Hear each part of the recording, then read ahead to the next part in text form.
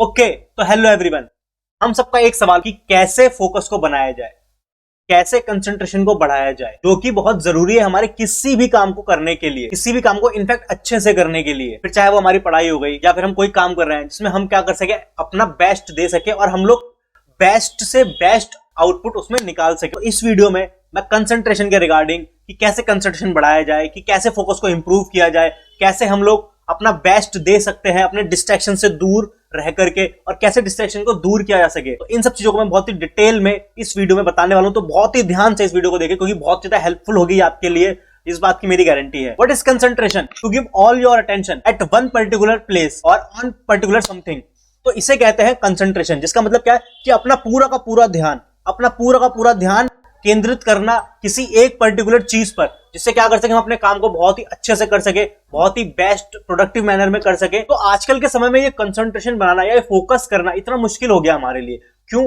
क्योंकि डिस्ट्रैक्शंस इतनी सारी बढ़ गई है हमारी लाइफ में, जो कि हमारे लिए इतनी इंपॉर्टेंट चीज है कंसंट्रेशन, हम उसको कहीं ना कहीं खोते जा रहे हैं जस्ट बिकॉज ऑफ किसकी वजह से?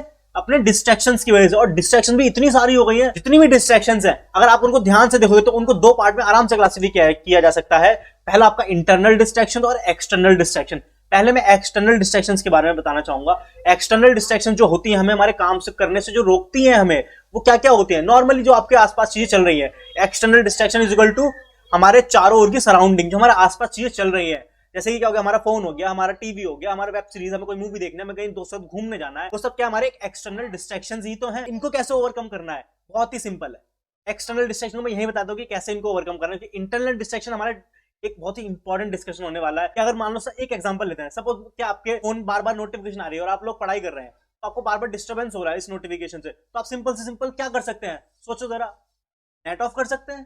सिंपल, बहुत ही लॉजिकल है, बहुत ही सिंपल है। नेट ऑफ करके रख सकते हैं थोड़ी देर के लिए, जब पढ़ाई खत्म हो जाएगी, जब उठेंगे, जब एक बार देख लेंगे सारी नोटिफिकेशन कौन कौन सी है, क्या करना है, कौन सी इंपॉर्टेंट है, कौन सी नहीं है।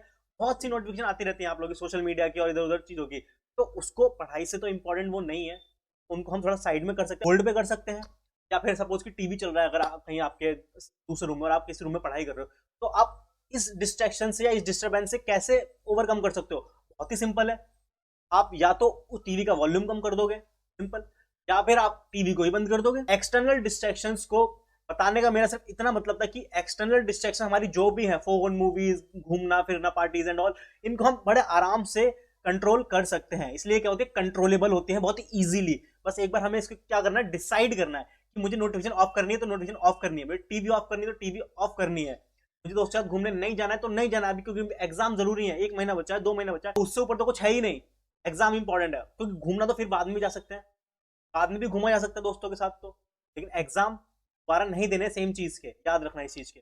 दोस्त कहीं नहीं जाने वाले, अगर अच्छे दोस्त हैं तो तुम्हारा भला चाहेंगे तो तुम्हें सपोर्ट करेंगे, नहीं तू भाई पढ़ ले, एग्जाम के बाद चलेंगे, बर्थडे एग्जाम के बाद मान लेंगे, कोई दिक्कत नहीं, बर्थडे हर साल आएगा, पार्टी हर साल, हर पार्टी कभी भी कर सकते हैं, कोई दिक्कत वाली बात नहीं, बट एग्जाम चला गया, टाइम चला गया तो वो नहीं आएगा। तो अगर ऐसे दोस्त हैं वो समझेंगे, वो खुद आपको एनकरेज करेंगे इस चीज के लिए।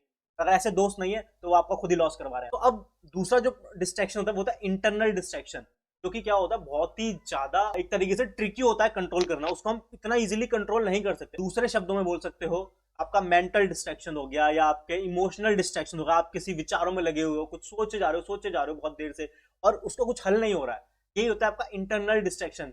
एक्सटर्नल डिस्ट्रैक्शन जो बताया था मैंने, जो हमारे चारों ओर की सराउंडिंग, और इंटरनल डिस्ट्रैक्शन हमारे अंदर की सराउंडिंग, हमारे अंदर जो सब कुछ चल रहा है, हमारे अंदर एक दुनिया है, वो हमें डिस्ट्रैक्ट कर रही है हमारे काम से। उससे जीतना बहुत जरूरी है, उसको जिसने हरा दिया वो आगे बढ़ जाएगा। एग्जांपल जैसे कि सिंपल है, मैंने बताया था, आपके विचार, जैसे कि आपको सोच रहे हो कि उसने मुझसे बात नहीं करी, या मुझे उससे वो बात करनी थी, उसने मुझे ऐसा कह दिया, उसने मुझे ऐसा क्यों कह दिया, या उस दिन मुझे ये नहीं करना चाहिए था, या कुछ फ्यूचर को सोच के खाली पुलाव पकाने में बैठे हुए हो, कुछ भी सोच रहे हो फ्यूचर को लेकर के, उसके लिए काम नहीं कर रहे हो, बट सोच रहे हो कि आगे जाके ये होगा, वो होगा, मैं ये कर दूंगा, मैं वो कर दूंगा, बट आज क्या कर रहे हो? कुछ नहीं। तो सिर्फ अपने विचारों में उलझे हुए, अपनी थॉट में ही उलझे हुए हो, हर समय सोचे जा रहे हो। सोचना इंपॉर्टेंट है, बट सिर्फ सोचना के लिए कुछ ना करना, वो तो कोई सेंस की बात नहीं है ना, सिर्फ सोचे जा रहे हो, तो वो एक आपका इंटरनल डिस्टर्बेंस हो गया, वो इंटरनल डिस्ट्रैक्शन हो गई, तो सिर्फ जिसमें आप सिर्फ सोचे ही जा रहे हो, कुछ एक्शंस नहीं ले रहे हो अपने काम के लिए। कंसंट्रेशन क्या है और डिस्ट्रैक्शंस क्या होते हैं और कितने टाइप की होती है, और ये बताना जरूरी इसलिए था कि अगर आपको कंसंट्रेशन या फोकस बढ़ाना है या जानना है कि क्या होता है, उससे पहले आपको डिस्ट्रैक्शंस को ओवरकम करना पड़ेगा। जितना ज्यादा आपका डिस्ट्रैक्शंस कम होगा, उतना ज्यादा आपका कंसंट्रेशन बढ़ता चला जाए। सिंपल है, कोई इसमें रॉकेट साइंस नहीं है। जितना ज्यादा डिस्ट्रैक्शंस कम कर पाओगे उतना ज्यादा कंसंट्रेशन बढ़ा पाओगे। इसलिए बताना जरूरी था कि डिस्ट्रैक्शंस क्या होती हैं और कितने टाइप की होती है। तो जैसा मैंने बताया कि एक्सटर्नल डिस्ट्रैक्शंस को कंट्रोल करना कितना ईजी है, बट अब मैं बताना चाहूंगा कि इंटरनल डिस्ट्रैक्शंस को कैसे ओवरकम किया जा सकता है। इसको ओवरकम करना बहुत ही ज्यादा ट्रिकी, जैसा बताया था। आप विचारों में उलझे हुए हो, या तो सोचते रहो, सोचने से वो ठीक हो जाएगा, सोचने से अगर वो ठीक हो जाएगा कि हाँ ठीक है चलो सोचते रहते हैं, पास्ट में ये हुआ था, पास्ट में वो हुआ था, फ्यूचर में ये कर दूंगा वो कर दूंगा, बट उसके लिए कुछ एक्शन नहीं ले रहे हो, सिर्फ उलझे हुए टाइम को किल कर रहे हो।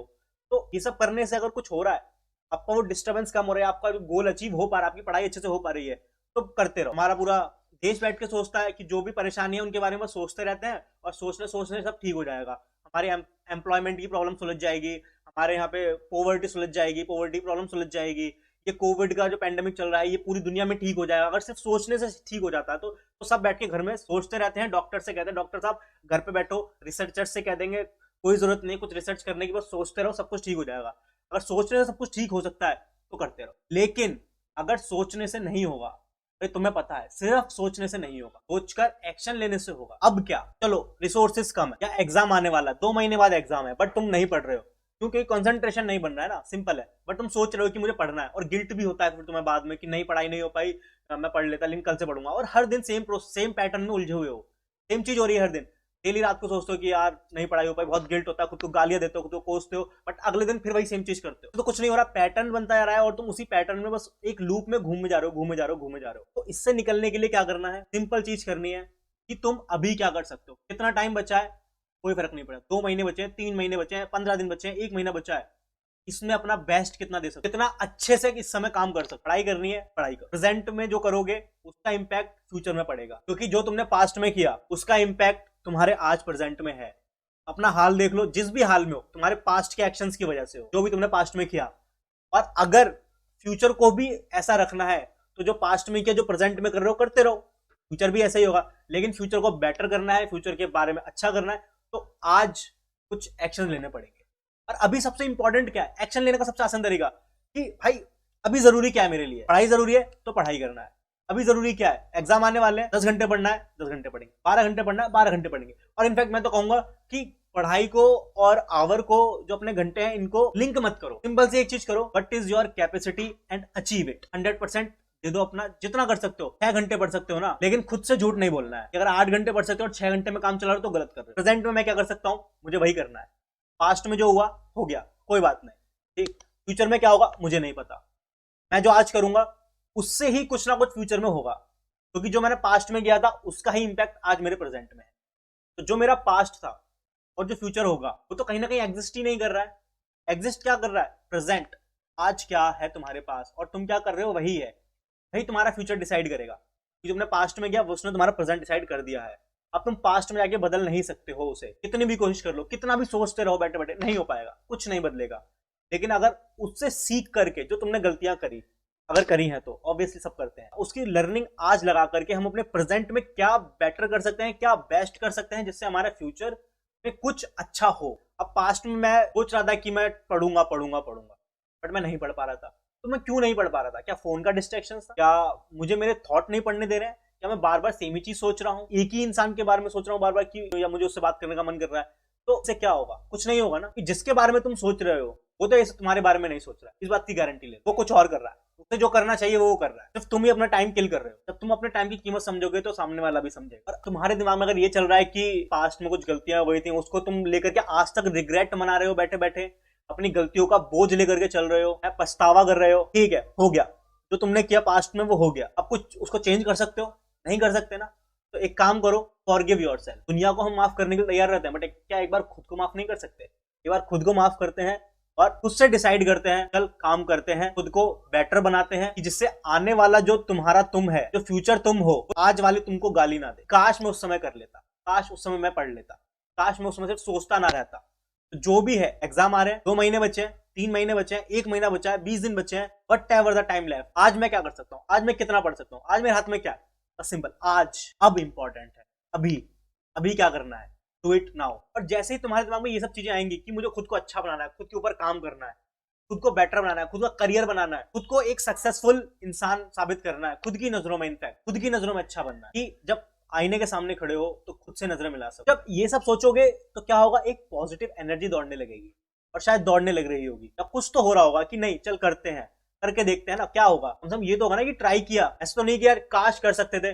काश वाला वर्ड तो हट जाएगा, एक वो रिग्रेट वाला जो वर्ड है ना काश, वो बहुत ज्यादा दर्दनाक होता है। खुद आज तक सोचते हो कि काश उस समय ये कर लिया होता, काश उस समय वो काम कर लिया होता तो आज कुछ और होते। तो क्या फ्यूचर में भी यही बोलना चाहते हो? और जैसे ही पॉजिटिव एनर्जी का संचार होगा, पॉजिटिव एनर्जी बढ़ेगी ये सब सोचने से, तो क्या होगा ना, एक फोकस भी बढ़ेगा। जैसे ही थोड़ा पॉजिटिव माइंडसेट पे आओगे, एक्शंस ओरिएंटेड बनोगे, फोकस बढ़ेगा कि तुम्हें समझ आएगा, तुम्हें डायरेक्शन दिखने लगी, लाइट दिखेगी एक कि मुझे क्या करना है। अच्छा मैं ये कर सकता हूँ ना, हाँ मैं ये कर रहा हूँ, मुझे मैं ये पढ़ सकता हूँ, इतना कोर्स बचा है, ठीक है ये तो मेरे हाथ में है, ये तो मैं आराम से कर सकता हूँ 2 महीने में। तो वो दिखने लगेगा। और जैसे ऐसा कुछ होने लगेगा ना, एक्शंस लोगे इसके ऊपर, और जैसे एक्शन लेने चालू करे, अपने गोल की तरफ बढ़ने लगोगे। है स्पीड स्लो ही सही, बट आगे तो बढ़े। उस जगह बैठे थे उससे आगे तो बढ़े, अब वो स्पीड भी बढ़ेगी। और ऐसे करने से क्या होगा, तुम्हें डिस्ट्रैक्शंस कम होने लगेंगे। और जैसे जैसे डिस्ट्रैक्शंस कम होंगे और जैसे जैसे फोकस बढ़ने लगेगा, तुम्हारा काम में मन लगने लगेगा। और जब काम में मन लगने लगा जिसका, उससे सक्सेस दूर रह ही नहीं सकता। और एक बार अगर रिजल्ट मिल गया ना, अगर छोटा सा भी रिजल्ट मिल गया उस काम से, तुम भी जानते हो कि क्या होगा उससे। तुम्हारे अंदर एक आग दौड़ जाएगी और तुम कहोगे नहीं अब तो बस किया जा सकता है और मैं करके रहूं। एक बार की बात है, बस शेर के मुंह खून लगने वाली बात हो जाएगी। बस एक बार उसके लिए अगर ना एक बार एग्जाम क्लियर हो गया, जिस भी एग्जाम की तैयारी करो, 2 महीने बाद एक एग्जाम है, 2 महीने बाद किसी नीट के एग्जाम है, किसी भी यूपीएससी के एग्जाम है, एक बार वो एग्जाम क्लियर होगा तो उसके बारे में सोचो, बस एक बार उसके बारे में सोचो। और फिर जो सोच आई ना, जो पॉजिटिविटी वहां तुम्हें मिली, उसको कैच कर लो। जब भी तुम्हारा ध्यान भटके, एक बार उस सोच को लेकर कि हाँ इस चीज के लिए पढ़ना है, इस चीज के लिए करना है, वो हो जाएगा, टारगेट की तरफ बढ़ोगे। अच्छा और क्या कर सकते हैं हम डिस्ट्रैक्शन को भगाने के लिए? जैसे कि अगर पढ़ रहे हो, पढ़ते समय कुछ थॉट आ गया कि तुम्हें कुछ काम करना है या कुछ तुम्हें कोई डाउट पूछना है, कोई पेंडिंग है, तो ऐसा नहीं कि तुरंत मत भागो उस काम या उस डाउट के लिए, क्योंकि वो थॉट का काम ही वो तुम्हें डिस्ट्रैक्ट करना चाहता है तुम्हारे टारगेट से। सिंपल क्या करना है, साथ साथ में तुम्हारे एक पेपर होगा, अलग से पेपर ले लो, पेन से क्या करो उस पर लिख लो, जो भी थॉट आया ना उसको वहीं लिख दो। क्योंकि इससे क्या हो, जो तुम्हारे दिमाग में थॉट आया तुमने उसे दिमाग से बाहर निकाल के पेपर पे ला दिया। अगर तुम नहीं लिखोगे, दिमाग में सोचते रहोगे, तो दिमाग में घूमता रहेगा। पेपर पे लाके रख दिया, अब याद भी रहेगा कि हाँ मुझे ये काम करना है। जो भी थॉट आए हैं पढ़ाई के समय, अब उन्हें पढ़ाई के बाद ही देखेंगे, उस समय उनका कोई रोल नहीं है, वो हमें डिस्ट्रैक्ट नहीं कर सकता। मैंने भी जब सीए इंटर और सीए फाइनल में था, तो ऐसा काफी बार हुआ मेरे साथ भी। तो मैंने सिंपल टेक्निक अपनाई यही, मैंने जो भी थॉट आता था मैं पेपर पे लिख देता था और बाद में देखता था उसे कि मुझे क्या क्या क्या ऐसी चीजें हैं जो मुझे उसमें करने वाली हैं और कौन कौन सी जो फालतू के थॉट्स थे, तो उनको काटते चलेंगे और जो काम वाली चीजें उनको कर लेंगे बाद में। कोई दिक्कत वाली बात नहीं है, इससे काम भी तुम्हारा हो जाएगा, क्योंकि तुम भूलोगे नहीं, दिमाग में रहेगा तो सकते बाद में भूल जाओ। अभी आया पढ़ते समय बाद में भूल जाओ। ऐसा होता है ना कि पढ़ रहे हैं तब तो बहुत भूल जलूल से ख्याल आ रहा है, पता नहीं कौन कौन सी बातें याद आ रही हैं, लेकिन उसके बाद उठे तो सब गायब। पेपर पे लाके रख दिया, हो सकता है कुछ इंपॉर्टेंट याद आया तो बाद में कर लेंगे, वो भी काम हो गया तुम्हारा इस बहाने। और क्या कर सकते हैं अपने कंसंट्रेशन या फोकस को बढ़ाने के लिए? कि अपने काम को क्या करो, ऑर्गेनाइज्ड कर लो। और काम को ऑर्गेनाइज्ड करने का सबसे आसान तरीका या सबसे अच्छा तरीका है कि टाइम शेड्यूल बना लो। कि तुम्हारे पास टाइम शेड्यूल होना चाहिए तुम्हारा, कि तुम्हें क्या करना है। ऑर्गेनाइज्ड रहोगे, तुम्हें पता रहेगा कि अब क्या करना है, इसके बाद कौन सा काम है, इसके बाद कौन सा चैप्टर है, कौन सा टॉपिक है, अब मुझे क्या काम करना है, या मुझे किस समय ब्रेक लेना है। तो इससे होगा ना, तुम्हें पता रहेगा कि किसके बाद क्या काम करना है। तुम ऐसे भूल भुलैया में भटकते से नहीं रहोगे। अदरवाइज क्या होगा, बिना ब्रेक की गाड़ी कभी इधर भग गए कभी उधर भग गए, तो ऐसा नहीं होगा। एक ऑर्गेनाइज तरीके से बढ़ोगे तो खुद देखना कि कितना तुम्हारा टाइम बचेगा और कितना एफिशिएंटली काम होगा। तो और क्या करना है, ज्यादा बड़े बड़े टाइम शेड्यूल नहीं बनाने हैं, ऐसे छोटे छोटे बना लो। चाहो 5 दिन के, 6 दिन के, वीकली शेड्यूल बनाओ। सिंपल सबसे वीकली 10 डेज, धीरे धीरे इनको बढ़ाएंगे, अचीव करते रहेंगे धीरे धीरे इनको। स्टार्टिंग में अचीव करना नहीं हो पाएगा, मुझे पता है बहुत मुश्किल है। अगर 50% भी हो गया, 60% भी हो गया, बहुत ज्यादा अच्छा है। एटलीस्ट ये तो होगा कि ऑर्गेनाइज तरीके से कुछ काम होना चालू हुआ। अदरवाइज क्या था कि कभी ये हो रहा है कभी वो हो रहा है, आधा ये पेंडिंग रह गया, आधा वो पेंडिंग रह गया, इस सब्जेक्ट का काम अधूरा रह गया, उस सब्जेक्ट की चीजें अधूरी रह गई। अब क्या हुआ, कुछ पता ही नहीं है यार। जब बैठे तो सब आधा अधूरा सा है, कभी आधे कभी अधूरे इधर उधर घूम रहे हैं। और क्या करो, अपने बड़े गोल को क्या करो, छोटे छोटे टारगेट्स में उसको डिवाइड कर लो।